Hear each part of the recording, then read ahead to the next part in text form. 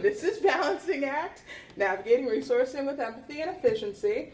All right, so as I was going, I'm going to give you my success criteria, my receipts. We're going to define some terms. We're going to go over some real-world examples, and then I hopefully will have enough time to give you a practice example of how you can use what I've kind of walked you through in a real kind of situation, and then I'm going to do a closing. So, before we start, what I wanted to go over is success criteria. What I'm hoping you will get out of this session are really three things.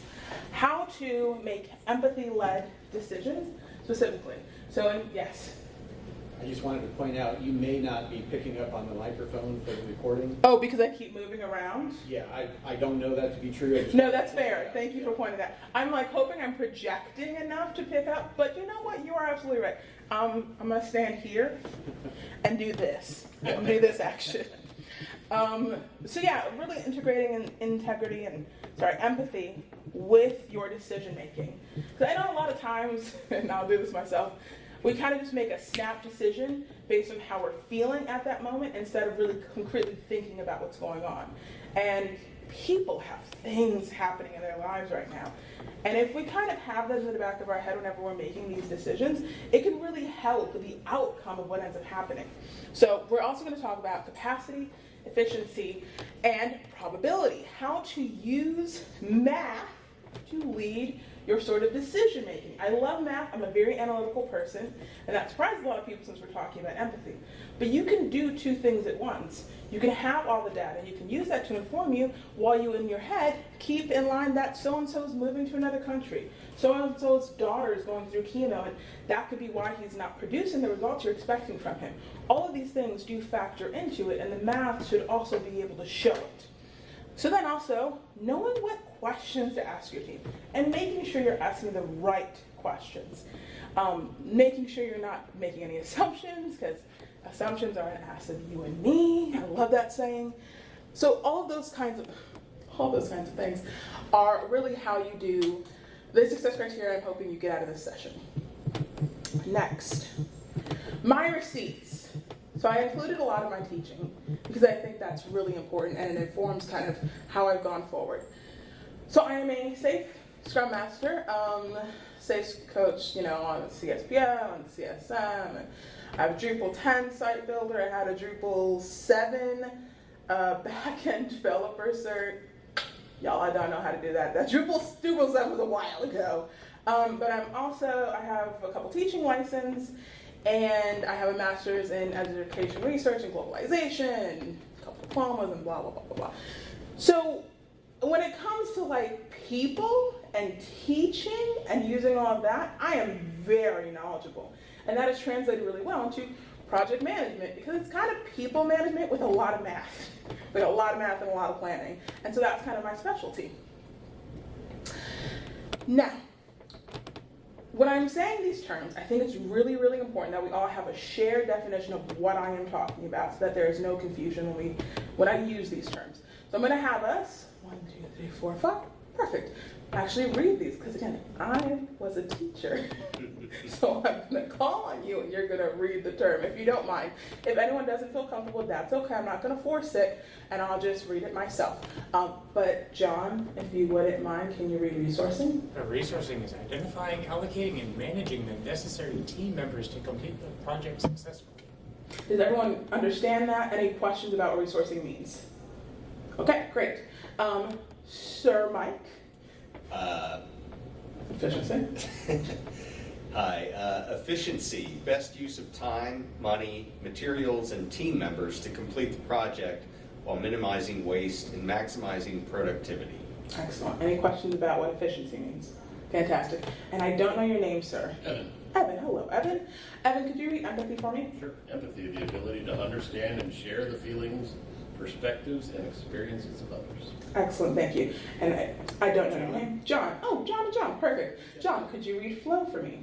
Smooth, uninterrupted progression of work from start to finish. Excellent. And then capacity, the maximum amount of work that can be completed within a given time frame with given resources. So I'm going to be using these a lot. These are my terms. These are how I understand them. These are how I have used them.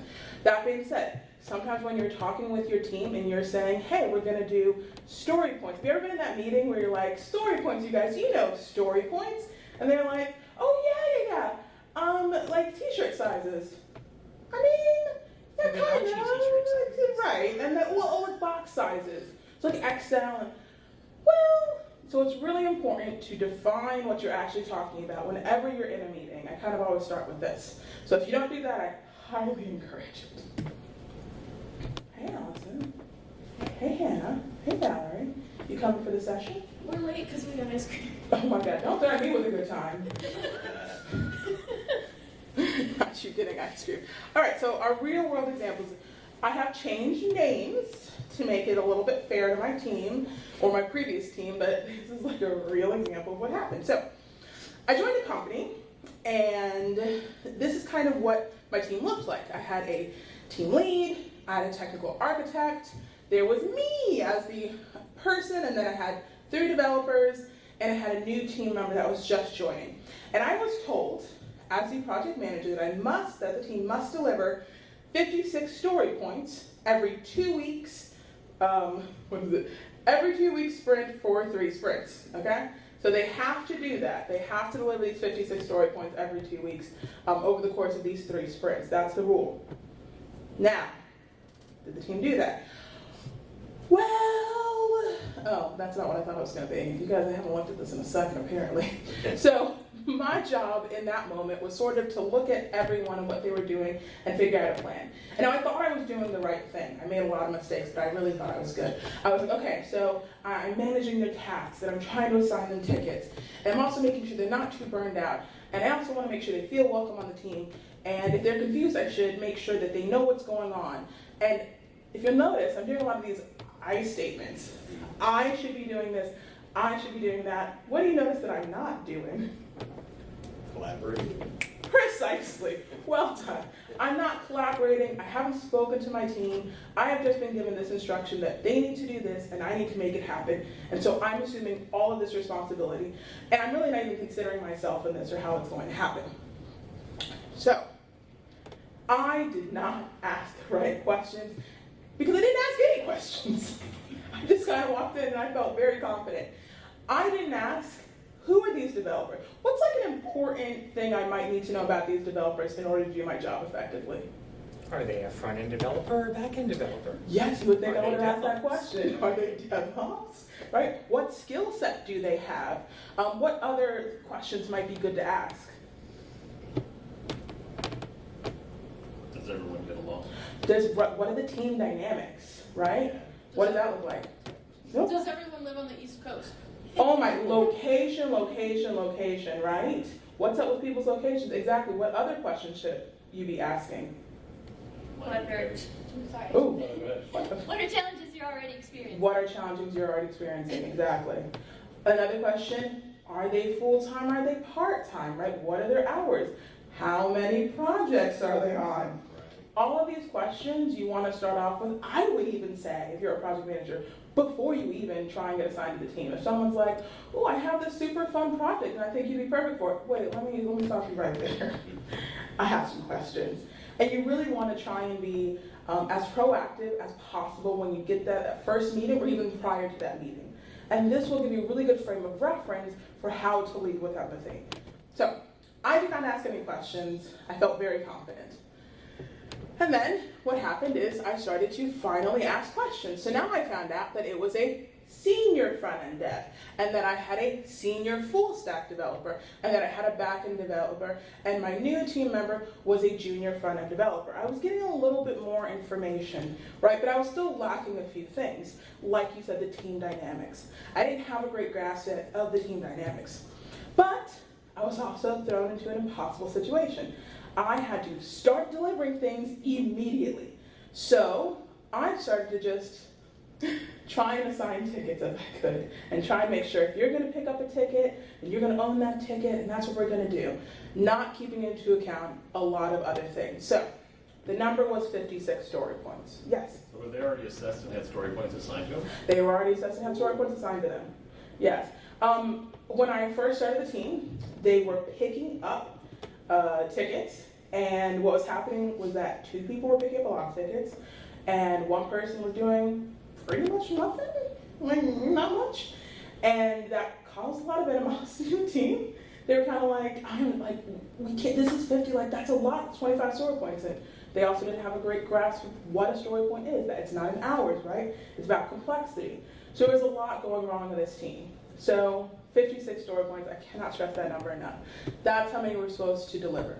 And I forgot a big point of this presentation was that the contract that was signed originally, before I joined the project, was to deliver story points, not hours. So the agreement was that you would deliver a certain amount of story points in a week, not that you would work a certain amount of hours in a week. Highly recommend this never happens to you. Terrible business practice, truly, but that's where we were. It's like firm fixed price on it. Yeah. I learned a lot of things not to do. But I also learned a lot of things that worked really well and that I'm hoping you will take away from it. So 56 story points is what we were supposed to deliver. We ended up doing 86 in 2 weeks. And would you believe, all of them were shit. They were awful. Every single ticket got reopened. People were stressed. Everyone was pulling at minimum 70 hours a week, including myself.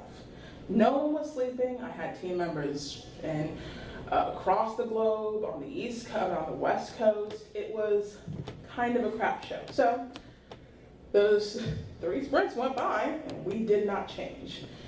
Now,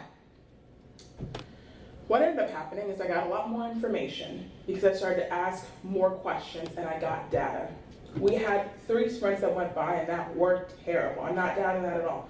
But those 3 sprints gave me a lot of information that I could then begin to use for capacity planning and efficiency planning. And I started to do some probability, right? So I'm looking at my team and I'm figuring there's gotta be something else going on. And I realized they're all on multiple projects. So my person that wasn't really delivering was full-time, but they had another project. And my full stack deliverer was part-time, and so he was kind of there, but his hours were super weird, and I could never really get in contact with him. It just wasn't a really cohesive team. And now this poor junior front-end was coming in, new to the company, didn't really know what was going on, and I didn't have a good support system for them because of all these changes that were constantly in flux on the team. And now my team lead and my architect, do you think they were helpful? Not at all, not even a little. Not with 8 projects and 5 projects. And so I couldn't even rely on my leadership there because they were not available to me. So again, cannot stress how many valuable things I've learned. So I had to start capacity planning and doing a lot of efficiency planning. And this is where math comes in. Math. So this is the efficiency formula that you'll see. It's a very basic one. You can use this if you're just starting out and you don't want to be super fancy with your Excel spreadsheets. But it gives you an understanding of your team's efficiency. And that's really what you want. What is their actual ability? What are they able to accomplish within that given time period that you're trying to understand? So the other thing I wanted to stress was back to that word flow. So when you are on one single project, working for hours, you develop oftentimes what's called a flow. You're in it, things are sinking, and the second you get interrupted, whether that's a phone call, you have to go to another project, the dog barks, it can be a myriad of things. You end up losing a significant amount of productivity. So when I was doing my context switching, my team thought that they should all be, if they had one project, at 100%. And I'm like, are you ever in your life at 100%? No, there's never going to be a moment you're at 100%. I mean, maybe if you're like Scarlett Johansson in that movie where she like uploads herself to the internet, right? But like, it's not realistic. So I started my team at 80% automatically. Y'all got lunch, you have other things because you're working from home, things happen. I'm already just going to discount 20% because of life. And starting from that was a really good place because I began with that empathy, right? I began with, I already know things are a little off. I'm going to start you just assuming you have 2 projects. because of your hectic life. And if you have more, it starts to go down. So that was kind of the context switching aspect. So I did one capacity plan. This is my first iteration of many iterations. And I started with, okay, these are all the meetings they have to attend. They have to work certain hours, they're doing certain things, and you'll see there are a lot of numbers. It's very color-coded, I love a good color coding. It's a little busy, right? Be honest, it's very busy. But I really needed to understand what they were actually capable of. And what I came up with was that my team was actually capable of 237 hours in a 2-week span. I have 5 team members plus a new one. 230 hours isn't a ton of time, and it's certainly not 56 story points. It's just not going to be there. And so I was able to actually show this to my boss and say, look, we can't do story points to hours, but our team cannot manage the hours you think they can. There is no way. This is how much they can reasonably do. And we started doing perfect hours instead of story points as a start because the team hadn't yet reached an understanding of what story point meant. So we threw out story points. We can't do story points. You guys don't understand what that means. We're going to do perfect hours. So 1 hour is 1 hour. Here's the hours you can do. Here's what you can actually get done. I went to my second version because the team's starting to get better. We were starting to get a flow. So now I updated. Still color coding. I love a good color. Don't hate me for it. But then this is my second iteration. And I added, Hannah, I think you said this, something very important. Location. Where are they in the world? That was incredibly important. Are they working from home? Are they in the office? Are they on the other side of the world? Are they on East Coast? I had teammates that were in India, so I factored in the fact that your internet's gonna go down. Blackouts were pretty frequent, and at least once a week, that happened. So I could then make a prediction. I know once a week, they're not going to have power. I need to schedule 8 hours just off their books because they're not going to have it. Because if I assume they're going to work that and then they end up burning themselves out because they're working more even though they can't, I still lose their efficiency anyway. So this is my second iteration. And we started to get into story points a little bit. Now the little decimal, I'm getting too specific here, but we're starting to introduce it. We have some available hours, the capacity in story points, still linking story points to hours. Didn't like that, so then I did my third iteration. Oh, now it's just a chart. Now it's just straight up math. And at this point, we're about, I'd say 6 months through. And my bosses are very kind. The first couple sprints were absolutely atrocious. It got a little better, then a little bit more better, and then a little bit more better. And I was able to show that with this data. And specifically, I was able to show their throughput and the Monte Carlo, which just basically goes over how much is actually done. This is not my example because I couldn't show that. I tried, but they said, no, you can't show that data. But this is an example of the chart that I would use in my presentation to say, here's where we started from, here's where we are, here's what we're getting done, here's our allocation, and different things like that. Very useful. It's actionable agile. Highly recommend if you don't use it, looking into it. I found it incredibly useful when I was using it. Okay. But at the end of the day, like Depeche Mode says, people are people. And I can use all the math in the world, all the pretty charts, all the things, but you know what? People are people. And so I had a couple of other things I had to keep in mind. I had someone who was dealing with elder care. Right? That's exhausting. I had to keep that in mind. I had another person who, was doing Drupal Drupal. Now, while that is not impacting my job, I'm spending a lot of time on it, and I'm thinking about it, and that's affecting it, right? And there was just a bunch of things. Diwali was coming up, massive festival. They were going to be out. They had Diwali brain. They weren't even here. Like 3 days before Diwali, they were just like, okay. And then they were worried about layoffs at another job that they were doing. Because again, that's a part-time worker. So they're worried about getting laid off their other job and they can't focus.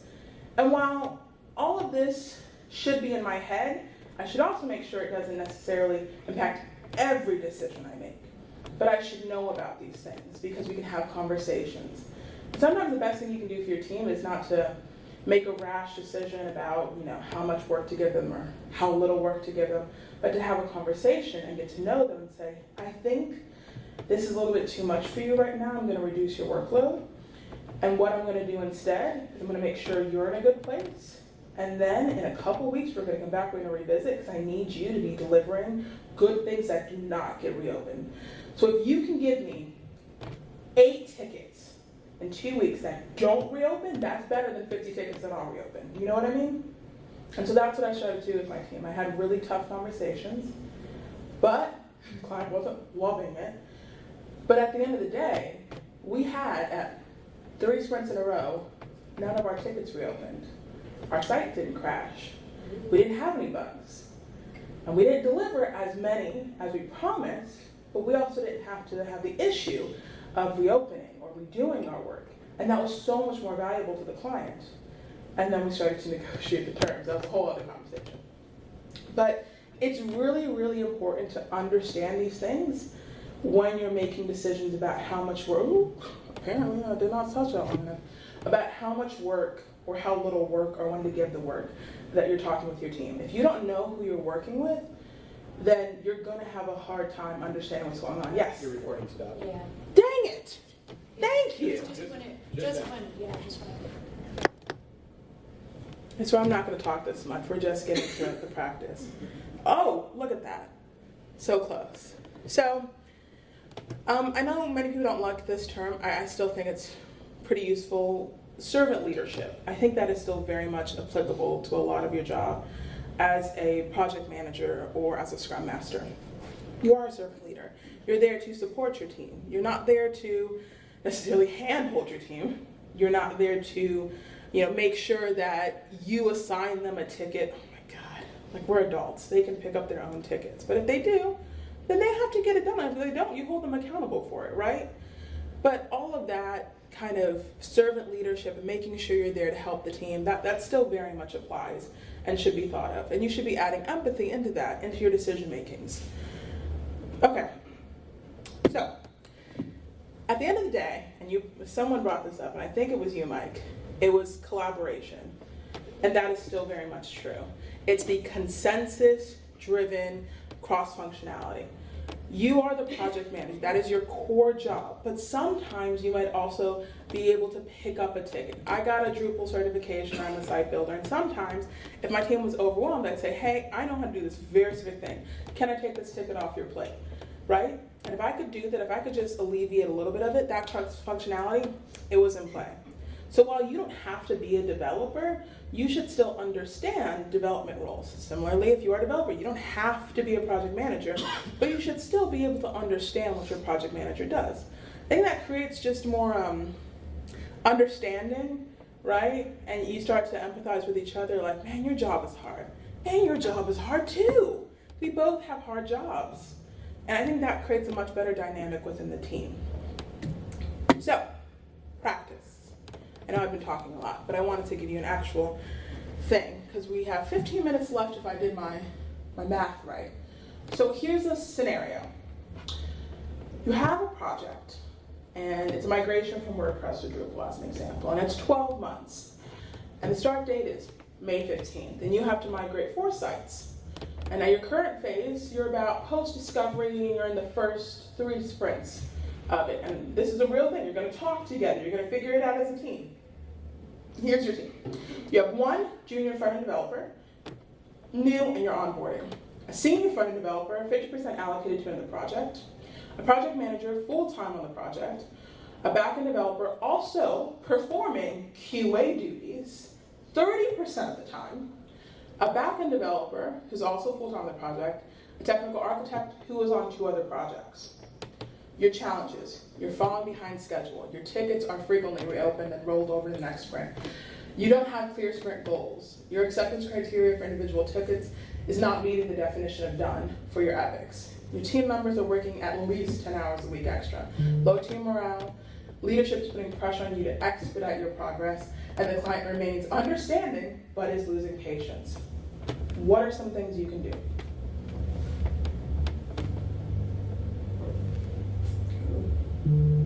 It feels real, doesn't it? Yeah. Like too real. Like I pulled it out of my life. Take some personal days. Yeah. Run away. The Really? challenge that stands out to me is lack of clear sprint goals. I think if you start by goal setting, everything else becomes easier. Well done. Yeah. Goal setting. And it's asking kind of those questions while you're in that meeting of goal setting. Who should be doing the goal setting? Who should be writing the goal? It's not a trick question, by the way. Project owner. Project owners? Okay. Yeah, that's We're what- project- okay. I would say you want the entire team to be writing the goal together because everyone has ownership of that goal. So if the product owner, God damn. Y'all, do I just have to stand here and just keep clicking my thing? Sorry. I do. The tech overlords. You know, I'm just like, nice session. Okay.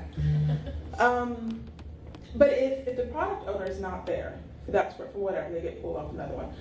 Do you think the team would be able to understand and be able to like contribute to that goal and have ownership over that goal? Probably not. That was one of the reasons. So you want to work together on a sprint goal and you want to make sure it's clearly defined. What other things? Who writes your acceptance criteria? Well, I mean, for us, don't ask me a question. Well, who writes your acceptance criteria? Who do you think should write your acceptance criteria? So, the project I'm on right now is kind of weird, just the way it's structured, but it's generally the tech lead. Okay. So. When the tech lead isn't there, who writes the acceptance criteria? Hmm? When the tech lead isn't there, who writes the acceptance criteria? Remember, people are people. They got jobs. They got lives. Yeah. You know, dog breaks its ankle. That's a terrible example. But like, you know, something happens. Like your tech lead's not there. Who picks that up? Generally another developer. Okay. But what I'm seeing here, there's a technical architect, but there's not really any kind of day-to-day tech leadership Right. within the project. Exactly. So then that's where the cross-functionality comes in. Yeah. You need to have everyone writing that acceptance criteria. And it doesn't have to be perfect when you're first doing this, right? Y'all are learning. But you have to be understanding. So maybe the technical architect does write the first draft of it. But maybe they purposefully leave out, make it a little bit vague. And they let the team, because again, it's first 3 sprints. Have the team pick up that tape. And now what I would assume, and I actually did ask my technical architect to do this. I was a little mean, I'm not gonna lie, but I purposely wanted to see if I was trying to like slowly move my mouth as I'm talking, but I wanted to see if my team was gonna actually ask questions when I knew a ticket was vague. Do you think my team, when I first started on this team, the 56 story points, asked questions when I made a vague ticket? No, they absolutely did not. I'm a project manager. That crowd was hella vague. I didn't know what I was doing. But the point was, I needed them to come to me when they didn't know and didn't understand.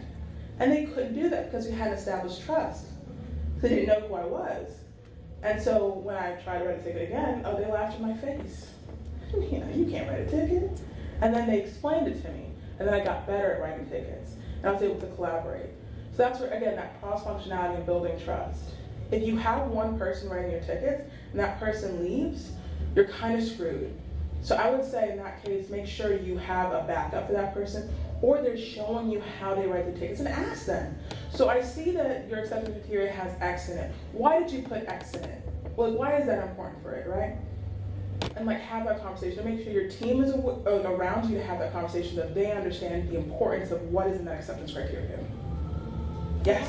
Oh, go ahead. I was just gonna say, with all of the challenges up there, you've got to address the low team morale almost first of anything though. Yep. Because if you don't get everybody in a better space, having clear sprint goals, having better, the rest of this isn't gonna follow until you've got the team in a better headspace. You're absolutely right. And like, how would you address low team morale? I mean, offsites are good, but no, offsite's just a fun offsite. I mean, we've done things where we've just said, we're going bowling together as a team. Just something that's not even about the work. Let's just go and do something social. That's exactly what I was gonna say. I mean, like almost verbatim what I was gonna say. That's a little hard. It is, and it's really hard if you have a team that's international. So what I did when I had that international team is I did happy hours, and not everyone drank. So I was like, we're gonna do tea, or we're gonna do coffee, and I'll be drinking, y'all don't have to. But I purposely made it about kind of getting together. And sometimes I was like, I know it's another Zoom meeting, I get it.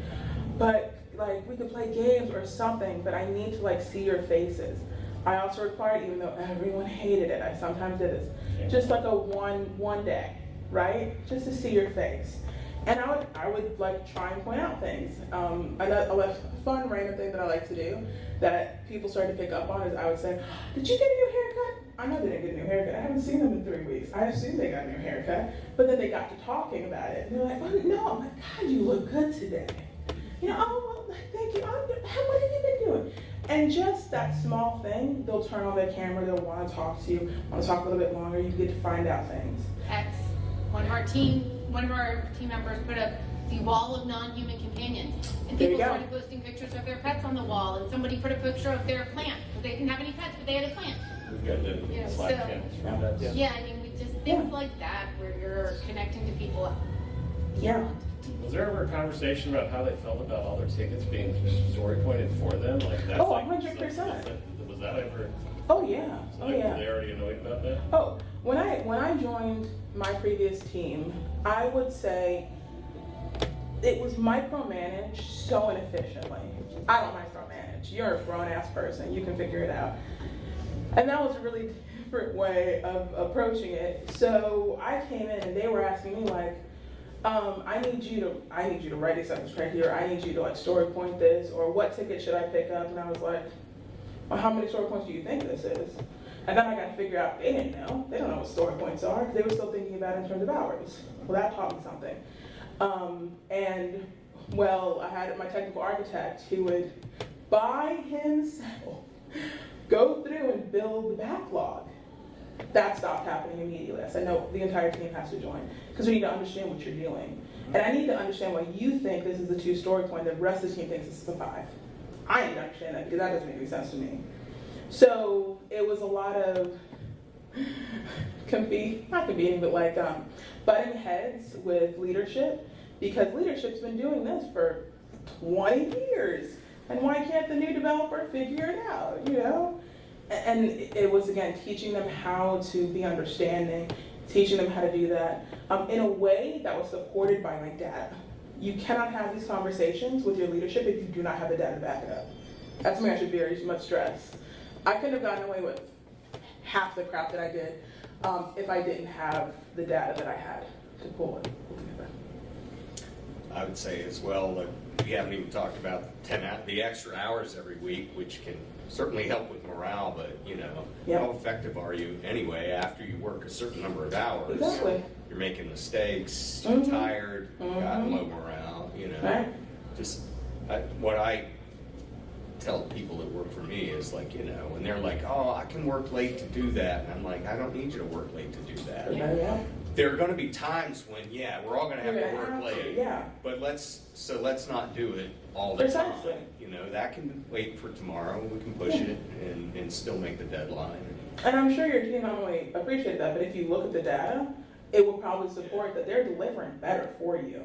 Right. Yeah. The quality of the work should, and their commitment as well, you know. Precisely. A lot, that's something you brought up. I didn't even touch on because it's been a while since I've done this presentation. This isn't just for like, because I love the feels, right? Yeah. All of this information supports a business directive. If you deliver better without reopens, you retain your clients. Right? I mean, like first and foremost, so you get better, you get more contracts, you keep contracts. People want to work with you, people recommend you. So it's not like, you know, you lead with empathy because it is the right thing to do, but that's not the only reason you do it. You do it because of money. And also, that's also how I presented it to them. I'm like, I'm saving you money by being kind. You be kind and your CPARs are better. Yes. So we've touched on a lot of different things. The extra hours. The other thing that I'm going to recommend is if you don't have a team contract, build a team contract. And one of the things that our team contract said is that I may ask you to work late because you have a deployment, or work early because you have a deployment, because it's a crisis, it's a hot fix, you know, whatever. But I will not ask you to work late more than 3 times in a month. That was one of our contract rules. So they can anticipate it, but they know it's not going to burn me out because I already have that built in. And again, I got away with that because I was able to show the data to my boss. So those are a couple of things that you can do. But I really, really want to stress that if you know your team and if you build that relationship and you change how much work or what work you give them based on that information and based on the data that you collect, you have a better result, not only for your team, but for your clients as well. So in closing, just best wrap this up. Our success criteria. When you make empathy-led decisions, you are not just doing this because it is the right thing to do, or because understanding where someone is and trying to meet them where they are ends up with a much better outcome. It is because the projects that you end up leaving are better because of these decisions that you made, not because of a deadline, not because a client wanted it done this way, but because it was the right thing to do for your team. You end up with a much better result. If you actually use data, and not just your hopes and dreams, not just because you signed a contract that said you have to deliver 40 story points every 2 weeks, whatever the hell that means, but you actually look at the data and you use that to inform, you end up with a much better outcome. And it doesn't matter, you can start really simple. You can start with just understanding your efficiency formula. But as long as you have that, you're gonna end up with a better outcome because of it. And then know your team. If you're one of those people that are like, I keep my personal life personal, I love that for you, but no one's asking for your social security number. Like, you can share things at work that are real and that are you, but that aren't gonna invade your own privacy, right? I have a lot of things I share at this conference, and a lot of things I don't.